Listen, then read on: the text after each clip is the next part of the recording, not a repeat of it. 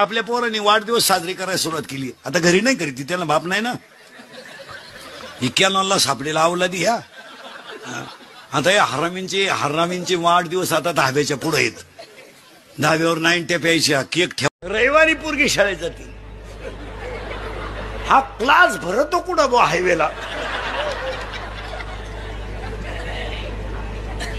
पोरीनं 2-3 वर्ष थांबा, तुमच्या बापाच्या दारात अशी रांग लागणारे रांग.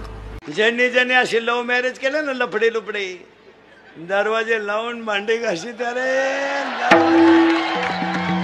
आणि भांड्याचा आवाज येऊ नये म्हणून टीव्हीचा आवाज मोठा करतात.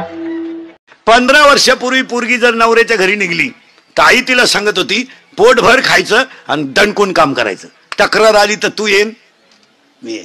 आता ह्याच 5-6 वर्षापासून आई डायरेक्ट सांगती एखादा महिना पाय, सगळ्यांचा अंदाज घेऊन ये, नाही तर पाहुणा इकडे घेऊन ये, खाल्ल्या वावरात कांदे वाटणं करीन पण तो शान भरायचं नाही. हे हृदय इतकं हलकट नाही का याच्यावर कोणी प्रेम करावं. हे हृदय इतकं हलकट नाही का याच्यावर कोणी प्रेम करावं. आणि आपण इतके नादान नाही का एवढं चांगलं हृदय कोणालाही द्यावं. शेतकऱ्याच्या घरात जा, 15 माणसाचा स्वयंपाक 15 मिनिटात, पिठलं भाकर पण दणकून. हे श्रीमंत हलकट माणसं मोजी त्या.